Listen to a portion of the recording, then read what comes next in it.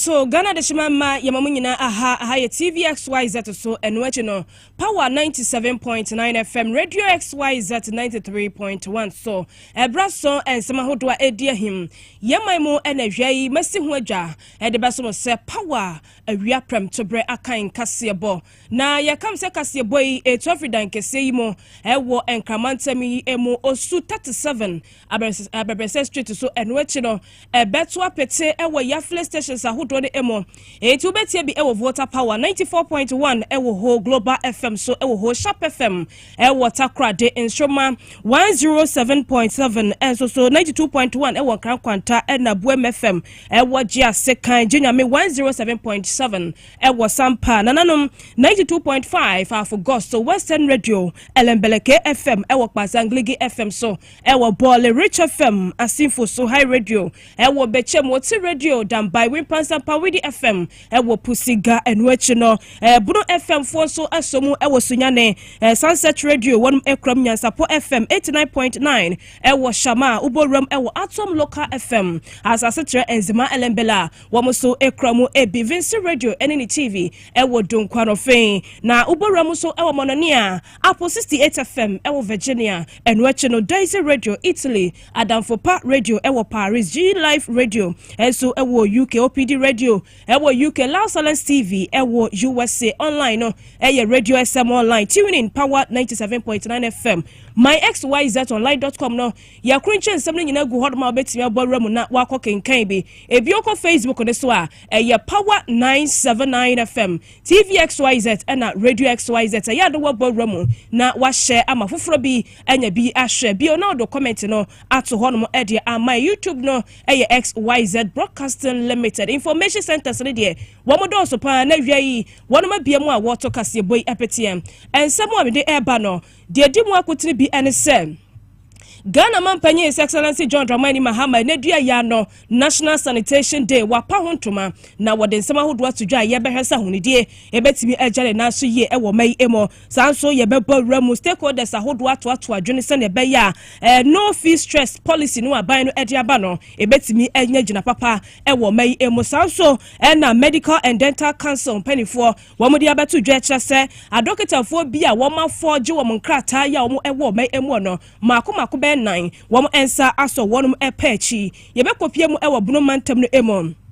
na why mpanifo sabre no wom aye screening shonko de amade hye aban se wode wom ekomo ne na wom akwakobo adwuma ewo honum na TDC panipa ya oda no ewo eye tema na nei wo bokokose housing project ahodo bi aban ne ye contract no a wode ama contractor bi ne kame se adwuma no wayi nani afri ho emu nsem no nyina no ye de besom ewo prem to bre Kasiebo emu we ni afoforo bi eka ho de masi ho adwa de besom se awia prem to bre Power akain Kasiebo ko Facebook no so Power 979 FM TVXYZ na fe Radio XYZ ya na wa share na wa like na the comment no so ato honum kama de amame mi amaje penie esum awiei edi ameje so da chima akosia oforiwa amanfo afegana nshimama yenje bre ensem no nchemo yafa ensom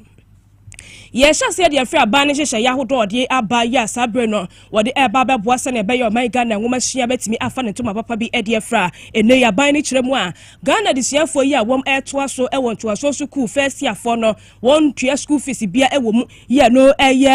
no fee stress policy ya wode aba na mpanifo si hu nkonya stakeholders ahodo ato adwene se ne be ya sa policy ebenya fa pempapa ewo mai mu na dan kwama bi no enkonkwa ya buachi bidin wo so afo yi ohwe my Ghana nwoma so wonyafo Haruna Idriso ejina simpie so abreya na dwumadie ekoso ekire hia hu behia se adwento ato betimi akoso ewo sa dwumadie emo na dan koma bi no atimi aye krabehwe ewo memu.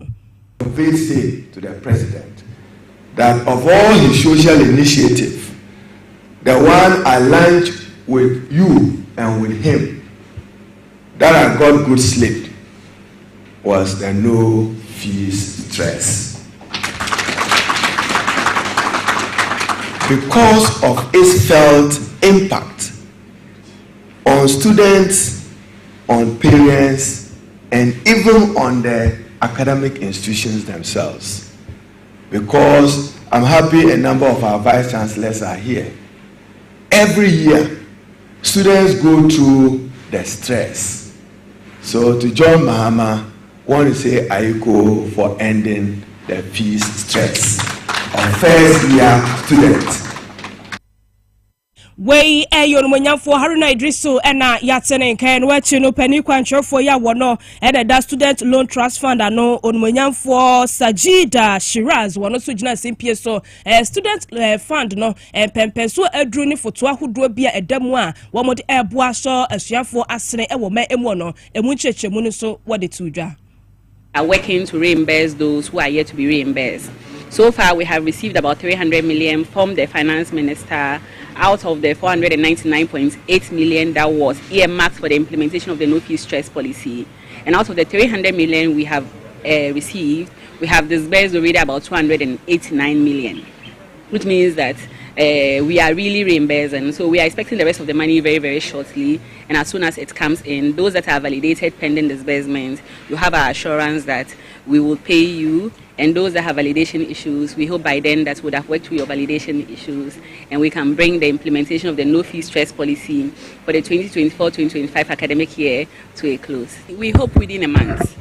But because we are committed to the equitable distribution of resources and we believe that every eligible student who have applied should give, I don't think that we should put a timeline to it. So as long as it takes, we need to close the chapter so we can start the implementation for 2025-2026. But every student that has applied and is eligible for reimbursement, we are working to make sure that they get their reimbursement.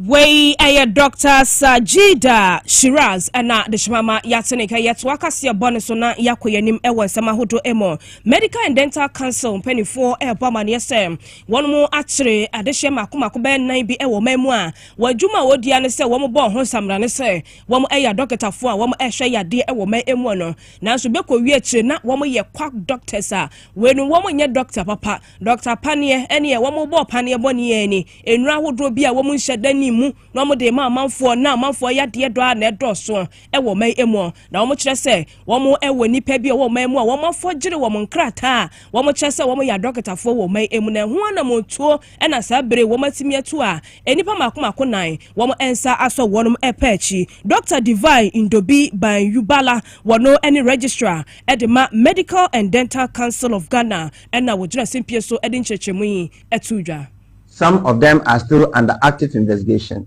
but we have arrested 4 quacks and they are undergoing further investigations pending prosecution with the police. The second part is that we have also had practitioners present to us forged credentials. If you want to register with us, you have to submit evidence of your having attended a medical or dental training institution or physician assistantship training program, whether in this country or outside of it.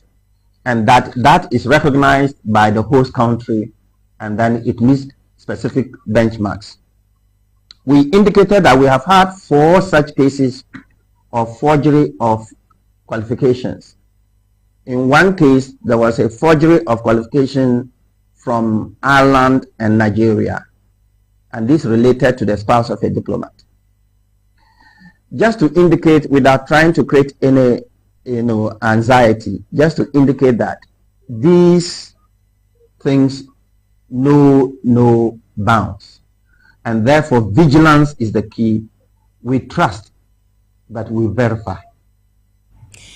Ghana de shmama yeto aprem to brekase abonso na yakoyanimu ansama hodo emu na ene empanifo ahyemu ewo enkramantami emu apa odwumadie bi ehontoma wenu National Sanitation Day we adwumadie ahodo a ban ediese nani so a wo ba beboa se wo man Ghana ye montene so ye mpotam betimi ate na ahonidie betimi eja ne naso na abre nyado ahodo bi a ye tai ema ne homne so na etwinitie no o man Ghana yetimi abo ye ho ban ede free home na no aka ho bia ma nedua ya no Ghana mampanye His Excellency John Dramani Mahama wone mansina krachi mpanifo ahodo a wom ewo mai emu mantami emu aka wontoma bomni mpanifo ahodo stakeholders ahodo ama National Sanitation Day no wom etimi apa ho etuma yenkwa ho man so na yene yamane boni obutuma mpani atena ye wisdom head jome eni emu enkomesanse wono ene nani edi sa adwumadie echi wisdom mema wakwaba Wisdom. Yes, hello. Wisdom boy mu ene dwumadie no National Sanitation Day no hefa na ekoso na nsembe na etodwa ewase. Minia, the only say His Excellency John Dramani Mahama who say he has relaunched the National Sanitation Day no the local government institute another institute for local government studies Madina na nsema order to Ghana ge bebre na ne mo me bone to fa dia na o chemu de edikan no omo hwe kwan se ni manimuria no aban ene the Ministry of Education ebet nase na omako benkum se bitimi aboa na eba abridged of the curriculum na wajimia aye because okabi say okay yesano na book your show secretary for boys and girls yeah no actually senior mofrad bitimi asna say na nyama opente abofrad ni obeye no wo de she na sia oni ola be esa the time to no she kwete on between the Ministry of Education etumi asna na omo de ta education asanso ababio na ye mo fa no ko school no but me abwa o itan se no ko bebiano na imi onam kwante for so pa obi timi na kam na aye bola no ato afa window mu obi timi ko station odibia no ato atwe sa ade a ha adwen intino omo ne ministry no ebe ko bentro mu enu echi osanso echi mu se for no e be hia pa se aban constitution e ba ye amamra no 1992 no ebe ba ye ne be yi sa tumi na mahemfofo no e wo no if you want them decide to the end or she say aban besan so e dey search me na mahemfo no na ne fe no town council sanitation court no so be to me sanitation court akọ o man dia fear when you portable bia no bia e break sanitation bylaws na court no etimi eno edi and which say o share and maybe about stop boys no na in the look at no adonity items ama womo ye betumi aboa na pastor boys no so etumi eni wonjuma. His Excellency John Dramani Mahama say more kind yentini.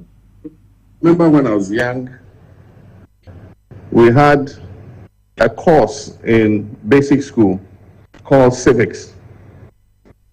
For those of you who are my age, you will remember. The younger ones, I'm sure they don't know anything about it. But it was called civics. And for 1 hour every week, we were taught the values and courtesies and how to be a responsible citizen. And one of the course materials was what was mentioned, Courtesy for Boys and Girls. It was a very little book, and it showed you how to carry yourself as a responsible citizen. It showed how you should use cutlery. And that when you're sitting and eating with other people, don't belch. I mean, all those things we were taught when we were young. And so when I go for lunch with people, I don't belch. And they even taught us that while you're chewing, open your mouth and be chewing, shrap. And so when I go for lunch with people, I don't chew shrap like that. And so we must, the saying goes, it says, teach the child the way they should go, and when they grow, they shall not depart from it. Enti wisdom wo di we no etudwa ewieye no bibi fufuro bi wo ho biem a wasan e de tudwa to aso. Osan so e ka say ye ko ye nimu no every municipal chief executive, metropolitan municipal chief executives no e ade a omo performance indicators ba popa ye be she say ye be renew mandate no ene say o district e be ye clean say ifi emba o district into ye she say enimu ya no but you say this assembly biara what the cleaners no abai and the nyama and so akwem say wa share a local government minister the honorable Ahmed Ibrahim say onko draft policy embra yeah and we know say what the awards ebema the cleaners community and say the cleaners district into ebema cleaners district bia on the awards amomo abasobodie ebema every cleaner district and which no so ye DC that's say unpotem fi pa na abai de tumi atwa so anase ebeyi wedi and which you also say mu say ene obehwe na zoom lion for any omo maka mu papa ko no anopa go for ekudwume na me na bola ka ene zoom enso ene ko for april ho na wo ma say omo che septic tank ya de ade no ebi o to be di pa na clean tank you have for office ni ajade omo hwe se ni mo aban e be hwe se sa edwumadie ni na no e be koso eye anajo pe enti anajo awada no na omo mo papa ku me twe ball no ho ye edwuma no na anopa wo ko edwuma enya fe na pampan so dia ba be fa ni mu e mo mi afa ni se no bia e be chew se wo be breaki eye sanitation bylaws with ye e ade aban e na be di ni nyoro create a system where people are sanctioned breaking the sanitation bylaws. People take rubbish and go and dump it anywhere. And that is the more difficult to take. For instance, one day we were driving during the campaign and one of our vehicles busted a tire. And so we stopped, the whole convoy stopped to repair the tire. And so I was standing by the roadside. And all along the roadside, the highway, were bottles, plastic, takeaway bowls. I mean, just name it. And that one, who is going to go on the highway to go and pick those things? At least in the communities, if you dump it here, we can do national sanitation there and clean it up. But what of on the Accra Bolga Road? How are we going to get people to go all along the road to Bolga and pick things up? And so dumping out of vehicles is even more dangerous because they are not putting it where we can go and collect it. But these are all things that we should draw attention to. Enti when ye na dwumadie ya akoso e won kramantam yi emomadi na National Sanitation Day ho ntoma ya mpanifo apaw no e na oti bie se yamani boni wisdom heda jome e de emunsam abesum ye yeto so na yakoyanim e won nsam ahodo emo na Youth Employment Agency ne fa ye do e wo buno mantam no emo won ma hyase aye screening ahodo de ama Ghana mabuno bia opese wo kwam no ne na wo kwakoye dwuma alban na hyase wo de Ghana de hye bi e kwam no ne na wo akobo adwuma ho se na be ye bebo ma adwuma so no Ghana mabunu enya bi eye ya weni ye working abroad no na hu screening no na atimi akoso na pani kwantwefo ya wono na ye regional director Emma Waye e wo buno mantam no emu Mustafa Oma Copson wo de sansam etudwa bre ya na dwumadie no ekoso wala odikan ya ye di omo bekoi omo osudi kakra omo ni omo aka so bebe so ma be kan na sana muntu ne meto aso a ebegina omo so ne ye omedinedi edi akire ye nuanu mabuchefo a oni won kwa koye adwuma enti mesrese omo kodru a mo refi bibi omo free ya omo kodru omo di kan kai fi e bia na ka se nipa de wona mo bo obra na o kai bibi a wo free a sebe o hwe wo so ye bozo dim se sebe asem to a wo ne last man a wo gina ho efiefo nsa besifo eno no ba otimtem bia na e ma wo sonson ho enti wo kono wonko bre wo ase sonson ho na wonye wodwuma no sinesi because enye empa abo ne se ombebi aka man so empa abo ne se omukwa konya sika ne mu bi aye mu ye duru na mo dia ba bebi edwuma wa ha amagana fo bi nso aye ne enya bia ye na eno achiro wasanto aso echire mu se abane de hyehya ahodo nyina gu akwan mu ya sa adwumadie nya se wokwakoso wo mu kwan mu na emom hyehya ahodo de gu akwan be so o masene no nyina no aban no ayesa ye betimi susu edia ma obi fufuro so ni daso o mamu ha ono de oni ndaso bia so okwa amono ne akoye adwuma haya na ote ebi po aprade na ohia na watwi ebi po kada na ohia na watwi ebi tax na ohia na watwi no disco de to enti ada na sai scan na buy fa kuma maslo na won konkoje krage na bosia won konkoje tax ni bosia na wo de ye adwuma se atua na buy sa nyeska at the same time no amano ne fo nya adwuma de nkebeti ndi aka plane ticket no so no eno so no ya de a ye de aboa Ghana for bi omo a but the meeting aka ne se minim se ye CEO Ibrahim Malik Basintali ogbogbo ho wa se o hwe se in the future no e bia na ka ho ya amfa plane ticket ni nia na but emom no ebetimi aba se bia ebetimi afa bia 50%. ne krakra emono ena Abna Reko Thompson ya wono deputy director Edema International Partnership Directorate YE wono so di we etwato Uba, the best scan of passport. Uba register your best scan of passport. Then you meet international assessors. Until you may be able to choose, they want to engage you to see if you are able to do the job. So they will choose any crowd to mean they will prefer other solutions, other opportunities that will then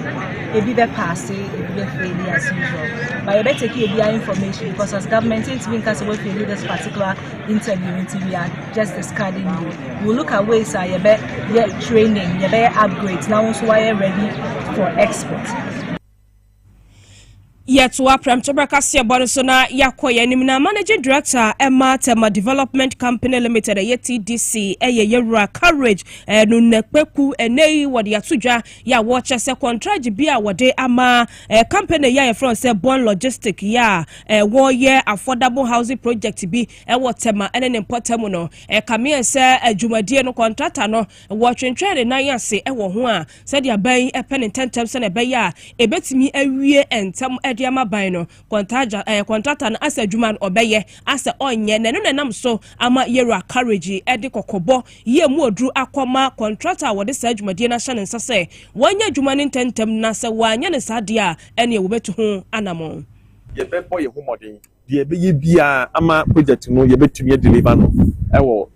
tama ebra ye de ato se ye be ye no ebeba so no ye be ye ama na baso ye papa John Mahama wode ato nani so se obebo ne homodi ama obia nya bebia obeda ehu hia ye koba nyina no bebia odi oti betu so wi a ene ya problem mo so ye tumi de nyama tutu yie ne ye sisi ye den kama na obia betumi wo ye journalist o wo ye police ni o wo ye nurse ni o wo ye den o once wo ye ordinary Ghanaian enye se obia wo ye businessman kakra woni sempe na betumi ato den wa Ghana sana His Excellency John Mahama dia tu neni so nti no odi ye susu abaha se yesu ye mbo na ye nya dwuma no enu ana ye nti my expectation is say ye be boy homodi ye to aso akopie mu nkwanta North Mansinu emo na Mansin crash pani ya wono ewo ho yo numanyamfo dodoi kujo nei wode atudwa ya wo chese cholera ya de no sese no ama ne homne so ewo mantam ne mu pa ni nyina ya ahunidie ya entai enyina ne naso eni nsu papa ya wo manfo bi enya enumti ena amasa ya de no pompon so no ekosoro pa wo sini padodo a wo mo enya typhoid ya de no titiriu ewo eye Mansinu emu no eye apem ahanum eni adwewotwe enkron 1589 cases typhoid ena wonmanya na mpox no so no womanya 1 case ewo Mansini mu a akoha adwena wode eho afutuo akoma omanfo se na beya obaba ho ban na wanya ezu papa nso so anom nkwenta North no I say ye dey abafo because who compare 2025 to the last 2024 bon say omo bom mo de se no beya so be back of from amaye into omo yo mo adwuma ya na ye dan ya say although is high so no ya anti assembly bi ase obi afonu ewu kwenta no into omo yo mo adwuma and na wo ba so so ayamfa yesu asem ya de a high ba anu nti na ye nim say anka kwenta no na be resident highest na so no issue no ye hwese na ye nam say ye ne issue nti kakra banya no ye bo ho ne say ye nsese nfe na emboaye nti e wo course awon issue no and the good news no say the president assure you say very soon your water bodies ni na ye use na ye hwese enye no or be hwese na contract and labor site no more see damako issue na if damako down to Baza into communities na e was straight in so nyina our eastern corridor so a damako be do Baza there ye nyina be nya potable water na enuachi no district head director ya wono ewo nkwanta North Mansinu emu Eric Kwejo Agboka enso editu dwa kyerɛkyerɛ nyadoa hodo a woba Mansinu mu a ekosoro pa ene ehu na monso bi apomodin panifo ede agu akwan mu afa ho. They don't have toilet facilities, so there is open defecation around. The river bodies, they go there to fetch water, they defecate, all sort of issues, and it's this same thing, water they are using to do their farming. Even when it comes to the food sellers, most of them are not adhering to the protocols, selling food in a sieve or a glass container, and these have been some of the challenges. Efa hunidie ni mu nsem ya no yemra ablekuma West Mansino emwe mpanifo ne Mansino akontoma bomu a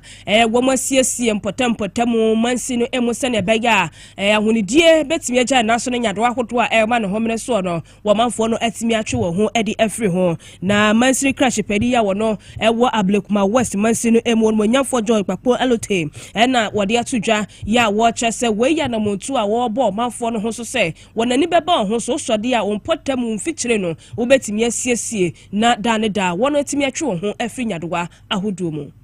to do two today and then next next sanitation day we will do other two, and the reason is that when we do that on Saturdays it just happens that we are not able to collect all the waste, and so we have to leave them and then probably come back on Monday and Tuesday to do that. And whether that is not really prudent, so we want to do it on Friday, and then once we are done with it, we'll be able to clear the streets and then send them to the dumping sites. And it's also one of our KPIs to make sure that we keep the municipality clean. That is coming from His Excellency President John Dramani Mahama, that all the MMDCE is our responsibility to make sure that we keep our environment clean. And we're also asking the citizenry to support us in making sure that our environment is very clean. Ghana Nishmama yentu apram to break Kasiebo so na yenko yenimu na Kumasi Mayor Monyamfo Richard Ofori Ajema yene wabonan edinani echemu to asosuku ahodo a ewo ne Mansino emu na wakwakohwe wasi social no ekoso no emofra no wakohwe wo munkran ewo kwan bebre so namso mo wagina so ede afutu akwa mo wo se ne beya suafo no wo betimi abo ho so na niema bia ensemfre to da ya na de wo ehyem wo no wo betimi atwe wo afriwe na yu waye kefo ebama ne se nipa mako beye edunan na wo mo ache wo mane nyina ne se examination more practices bi na na ekoso ewo won mafa na ho afutuo ne ho hye na wo de ato akwa mu anaso wo de atodwa de amadisuafo se ne beya wani ebetimi aba wo ho so wakoba bi te se Anglican Senior High School, Islamic Senior High School, TI Ahmadiyya Senior High School and afa Kumasi Girls Senior High School wani adisuafo ekobo mu a wode nsami eto wo mu anim. Sana yebe saying sorry national the Minister for Education Buhari na Idrisu e dia kwanche bi baya na ohwe nim say achechefo mpanyifo ne vigilators no ebedi so a ebete apo ya ye bono enso hwem no eso na mapo aba makoi wo Kumasi Girls wo Islamic wo Kumasi Anglican ne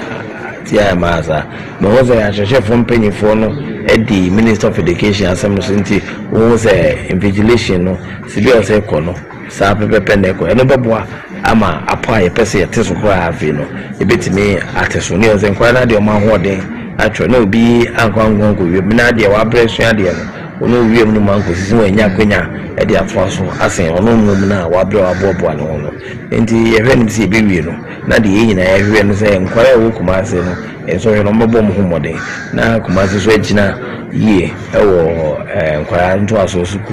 ekoma ne yi na ye hwe nim say nkwara no omode sua ne di mu dia na omoda achi ebe ye womboko nti mpa ye bo so tu fanya ko be ka omo na wata omo echi omo makokudo no mahwe eso di atro enso hwe ne se de be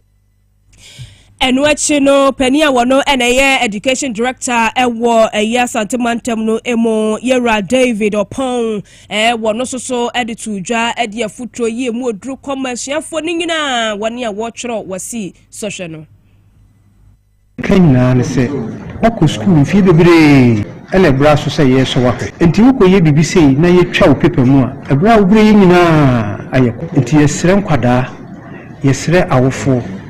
yesre teacher fo a ehwe so hwe ya na ya se teacher ni a o ya training ni amu odwuma say ye na wugina examination room ehwe nkwada so na be mo kwase wo hu so hwe se wakoji sika free de ho se de benti ebasa akola no abrabo nyina na wo se wo so teacher ni ye ti wa ye fa ho enche se wo this year Director General Ministry no amma headmasters no headmistresses nyina as undertake it is a way penny teacher na we headmaster wo school bi na wa hwe na sa bi